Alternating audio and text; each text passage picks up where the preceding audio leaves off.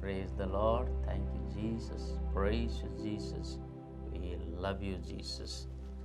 সখী সে নর যে পালন করে ঈশ্ববিধি বিধান, সখী সে নর যে পালন করই ঈশ্ববিধি বিধান, অনিন্দনীয় যাহা জীবনে সে ধন্য, যে পালন করই ঈশ্বরঙ্কর বিধি বিধান, সুখী সে নর ইষ্ট ইষ্ট যে করই পালন, পূর্ণ হৃদয় যে তাহাଙ୍କୁ করে অন্বেষণ, সখী সে নর যে পালন করই ঈশ্ববিধি বিধান। ହୃଦୟ ଖ୍ରୀଷ୍ଟ ମଣ୍ଡଳୀ, ଆସନ୍ତୁ ସାଧାରଣ କାଳର ଷଷ୍ଠ ରବିବାରରେ ପଠନାବଳୀ ଆମମାନଙ୍କୁ ଚେତାବନୀ ଦିଏ ଯେ କିପରି ଭାବରେ ଆମେମାନେ ଧର୍ମପରାୟଣ ଜୀବନ ଯାପନ କରିବା। ଈଶ୍ୱରଙ୍କର ପ୍ରଜ୍ଞା, ଈଶ୍ୱରଙ୍କର ଆଜ୍ଞା, ଈଶ୍ୱରଙ୍କର ବିଧି ଯଦି ଆମେ ପାଳନ କରୁଅଛୁ, ସୁନିଶ୍ଚିତ ଭାବରେ ଈଶ୍ୱର ମୋ ଦ୍ୱାରା ଆମ ଦ୍ୱାରା ଗୌରବାନ୍ୱିତ ହୁଅନ୍ତି। ଯେତେବେଳେ ତାଙ୍କର ଆଜ୍ଞା ଅବଜ୍ଞା କରୁ, ତାଙ୍କର ଆଜ୍ଞା ପାଳନ କରୁନାହୁଁ, ତାହାର ଅର୍ଥ ଯେ ଆମେ ଈଶ୍ୱରଙ୍କୁ ମାନୁନାହୁଁ, ତାଙ୍କର ପ୍ରଜ୍ଞା ପ୍ରତି ଆମର ଶିଥିଳତା ବଢ଼ିଯାଇଅଛି, ଯାହାରି ଫଳରେ କି ସୁନିଶ୍ଚିତ ଭାବରେ ଆମର ଏହି ଜଗତର ମାନଦଣ୍ଡ ହିଁ ଆମମାନଙ୍କୁ ସଦାସର୍ବଦା ଈଶ୍ୱରଠାରୁ ଦୂରରେ ରହିବା ପାଇଁ ଶିକ୍ଷା ଦେଉଅଛି। ତେଣୁ ଆଜି ମୁନି ଶିରାଙ୍କ ଗ୍ରନ୍ଥରୁ ପାଠ ଅଧ୍ୟାୟ 15-20 ଶିକ୍ଷା ଦିଏ, ସେ କେବେ କାହାକୁ ଦୁଷ୍ଟ ପ୍ରକୃତି ହେବା ପାଇଁ କିମ୍ବା କାହାକୁ ପାପ କରିବା ପାଇଁ ଆଦେଶ କରନ୍ତି ନାହିଁ କି ସେଥିପାଇଁ ଅନୁମତି ଦିଅନ୍ତି ନାହିଁ।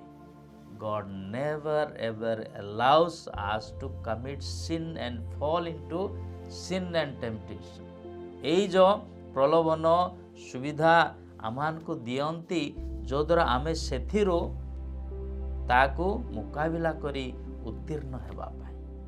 ତେଣୁ ଏହି ପ୍ରଲୋଭନ, ଏଇ ଯୌବନ, ବିଭିନ୍ନ ପ୍ରକାର ପ୍ରଲୋଭନ କେବଳ ଶାରୀରିକ ନୁହଁ, ମାନସିକ, ଆଧ୍ୟାତ୍ମିକ ତଥା ଆମର ଚୋରି ବା ନିଜେ ପ୍ରସିଦ୍ଧ ଲାଭ କରିବା ବା ମାଲ ପ୍ରାକ୍ଟିସ୍, ଏସବୁ ଯାକ ପ୍ରଲୋଭନ ଯିଏ ସଚୋଟ ରଖେ, ନୀତିନିଷ୍ଠ ଜୀବନ ଯାପନ କରେ, ନିଜକୁ ପବିତ୍ର କରି ରଖେ, ଆଉ ଏହି ଈଶ୍ୱର ତା ପ୍ରତି ସହାନୁଭୂତି ପ୍ରଦାନ କରିବେ। ତୁମେ ଇଚ୍ଛା କଲେ ତାହାଙ୍କୁ ଆଜ୍ଞାବଳୀ ପାଳନ କରିପାରିବ। ପ୍ରକୃତରେ ତାହାଙ୍କର ଇଚ୍ଛା ପାଳନ କରିବା ହିଁ ବିଜ୍ଞ ଲୋକମାନଙ୍କର କ'ଣ ପରିଚାୟକ, their identity। ଦ ୱାଇସ୍ ବା ଜ୍ଞାନୀ ବିଜ୍ଞ ଲୋକମାନେ ହିଁ କ'ଣ ଜୀବନ ଏବଂ ମୃତ୍ୟୁ ଆମଠାରେ ଅଛି, ପବିତ୍ର ଅପବିତ୍ରତା ଅଛି, ଅନ୍ଧକାର ଆଲୋକ ଆମଠାରେ ଅଛି, ସତ୍ୟ ଅସତ୍ୟ ଆମଠାରେ ଅଛି। ତେଣୁକରି ଏଇ ଦୁଇଟି ଆମମାନଙ୍କର ଜୀବନରେ ଯେମିତି ହେଡ୍ ଆଣ୍ଡ ଟେଲ୍, ମୁଣ୍ଡ ଏବଂ ଗଣ୍ଡି ଟଙ୍କାର ଦୁଇଟି ପାର୍ଶ୍ୱରେ ଆମ ଜୀବନରେ ତଦ୍ରୂପ ଆସିଥାଏ। ଜୀବନ ମରଣ, ଆଲୋକ ଅନ୍ଧକାର ଏବଂ ସତ୍ୟ ଅସତ୍ୟ, ପବିତ୍ର ଅପବିତ୍ର, ଏଇ ଦୁଇଟି ମଧ୍ୟରୁ we have to choose what is best। ଆମେ ସମସ୍ତେ ଜାଣୁଅଛୁ ଆଲୋକ ଈଶ୍ୱରଠାରୁ ଆସିଥାଏ ଏବଂ ସତ୍ୟ ଈଶ୍ୱରଠାରୁ ଆସିଥାଏ, ପବିତ୍ରତା ଈଶ୍ୱରଠାରୁ ଆସିଥାଏ। ଅନ୍ୟ ପକ୍ଷରେ ଅନ୍ଧକାର ଏବଂ ଦୁର୍ଗତି, ଦୁର୍ଦ୍ଦଶା ଏବଂ ଦୁର୍ନୀତି ଶୈତାନ ଦ୍ୱାରା ଆସିଥାଏ। ତେଣୁକରି ଆମେ ମନୁଷ୍ୟ ଯେତେବେଳେ ଏଇ ଯେଉଁ ଦୁଇଟା ଚଏସ୍ ଆମଠାରେ ଈଶ୍ୱର ପ୍ରଦାନ କରିଛନ୍ତି, ଯଦି ଆମେ ଉତ୍ତମ ପ୍ରଜ୍ଞା, ବୁଦ୍ଧି, ଜ୍ଞାନ ଦ୍ୱାରା ଯଦି ବାଛିବା, ନିଶ୍ଚିତ ଭାବରେ ସୁଫଳ ପାଇବା। ତେଣୁକରି ମୁନିଷୀରା କହନ୍ତି ଯେ ତୁମଠାରେ ଦୁଇଟି ଚଏସ୍ ଅଛି, ତୁମ ସଙ୍ଗେ ରହିଛି ଜୀବନ ମୃତ୍ୟୁ, ଯେ ଯାହା ଅଧିକ ଚାହେଁ ତାହାକୁ ସେ ପ୍ରଦତ୍ତ ହେବ। କାରଣ ପ୍ରଭୁଙ୍କର ପ୍ରଜ୍ଞା ଅସୀମ, ସେ ସର୍ବଶକ୍ତିମାନ, ସର୍ବଦ୍ରଷ୍ଟା। ତାହାଙ୍କୁ ଯେଉଁମାନେ ଭୟ କରନ୍ତି ସେମାନଙ୍କ ଉପରେ ସେ ଦୃଷ୍ଟି ରଖନ୍ତି, ସେ ମନୁଷ୍ୟର ପ୍ରତ୍ୟେକ କର୍ମର ହିସାବ ରଖନ୍ତି। ପ୍ରତ୍ୟେକ କର୍ମରେ। ଏବଂ ମାଥ୍ୟୁ ଆମେ ଯଦି ପଢ଼ିବା 12 ଅଧ୍ୟାୟ, ମାଥ୍ୟୁ 12 ଅଧ୍ୟାୟ 36 37 ଅତି ସୁନ୍ଦର ବାକ୍ୟ ଆମେ ଶୁଣିବାକୁ ପାଇବା। ସେ କୁହାଯାଏ ମାଥ୍ୟୁ 12 36 ଏବଂ 37।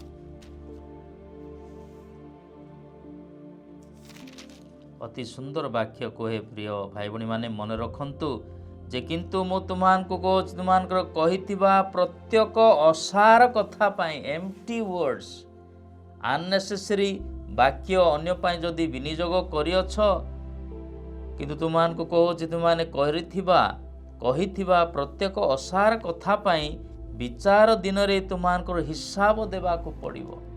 ଏଭ୍ରି ୱାର୍ଡ ୟୁ ଆଟର, ସକାରାତ୍ମକ ନକାରାତ୍ମକ, ଭଲ ମନ୍ଦ, ଖରାପ ଅଶ୍ଳୀଳ, ଏସବୁ ଯାହା ଭାଷା ଯାହା ଆମେ ବିନିଯୋଗ କରୁଅଛୁ ତାର ହିସାବ ଦେବାକୁ ପଡ଼ିବ। କାରଣ ତୁମ କଥା ଦ୍ୱାରା ତୁମେ ନିର୍ଦ୍ଦୋଷ ପ୍ରମାଣିତ ହେବ ଏବଂ ତୁମ କଥା ଦ୍ୱାରା ତୁମେ ଦୋଷୀ ସାବ୍ୟସ୍ତ ହେବ।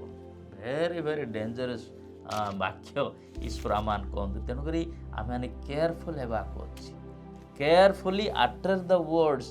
କାରଣ ଏହି ଜିଭା ଦ୍ୱାରା ତୁମେ ଯେମିତି ଉଲ୍ଲସିତ ବିକଶିତ ହେଉଅଛ, ଏହି ଜିଭା ହିଁ ତୁମର କ'ଣ ଯେ ମାନଦଣ୍ଡ ହେବ, ତୁମକୁ କ'ଣ ଯେ କଣ୍ଡେମ୍ କରିବା ପାଇଁ, ତୁମକୁ ବିଚାର କରିବା ପାଇଁ ତୁମର ଜିଭା କାଫି। କ'ଣ କ'ଣ କହିଅଛ ଈଶ୍ୱର ସବୁ ହିସାବ ରଖନ୍ତି। ମୁନିଷିରାକୁ ମଧ୍ୟ ଆମେ ଚାହିଁଲୁ ଯେ ସେ କେବଳ କାହାକୁ ଦୁଷ୍ଟ ପ୍ରବୃତ୍ତି ହେବା ପାଇଁ କିମ୍ବା କାହାରିକୁ ପାପ ପାଇଁ ଆଦେଶ କରନ୍ତି ନାହିଁ ଏବଂ ପ୍ରତ୍ୟେକ କର୍ମର ହିସାବ ରଖନ୍ତି।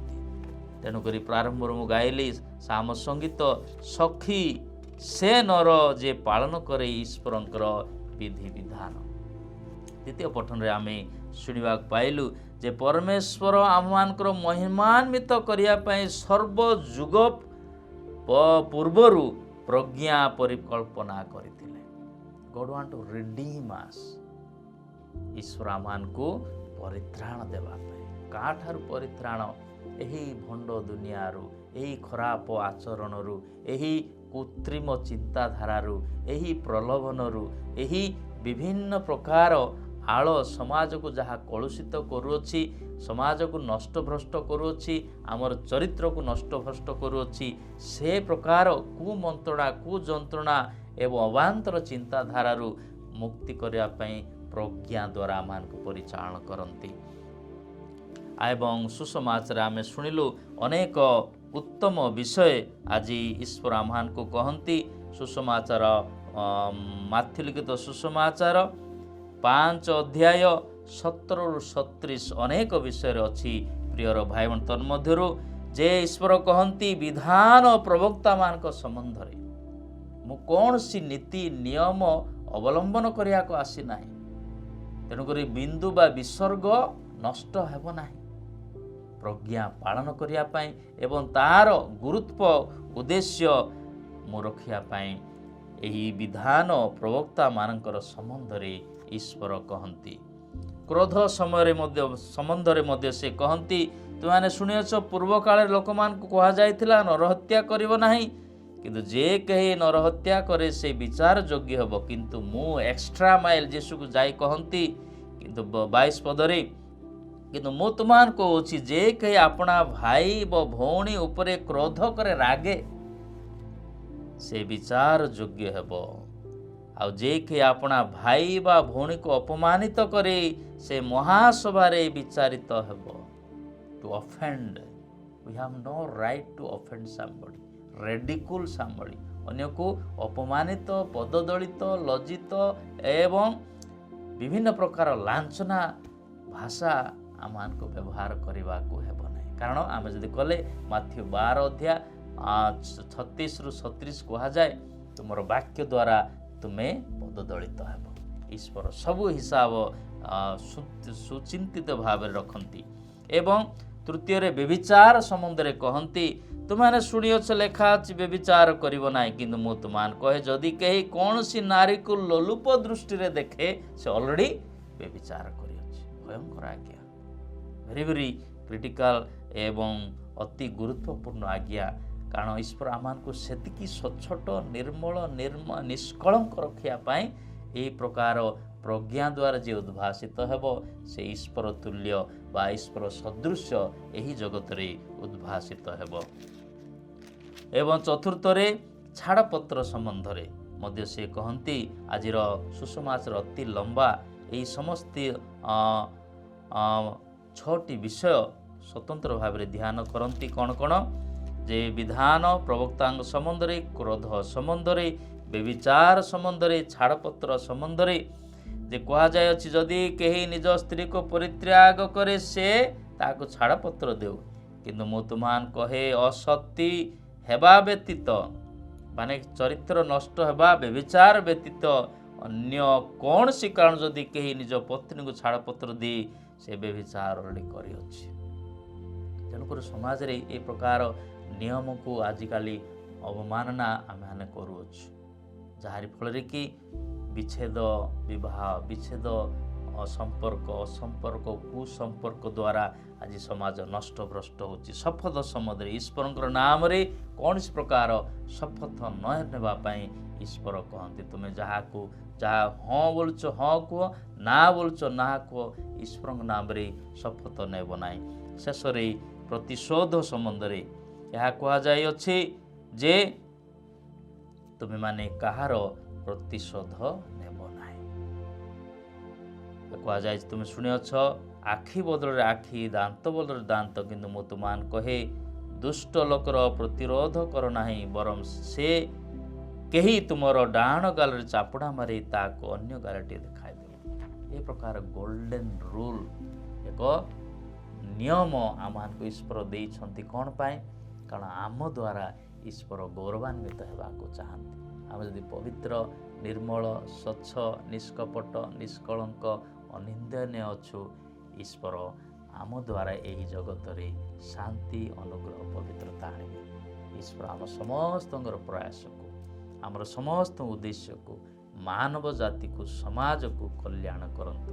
ସର୍ବଶକ୍ତିମାନ ପରମେଶ୍ୱର ପିତା, ପୁତ୍ର, ପବିତ୍ର ଆତ୍ମା ଆପଣ ସମସ୍ତଙ୍କୁ ଆଶୀର୍ବାଦ କରନ୍ତୁ। ଜୟ ଯୀଶୁ।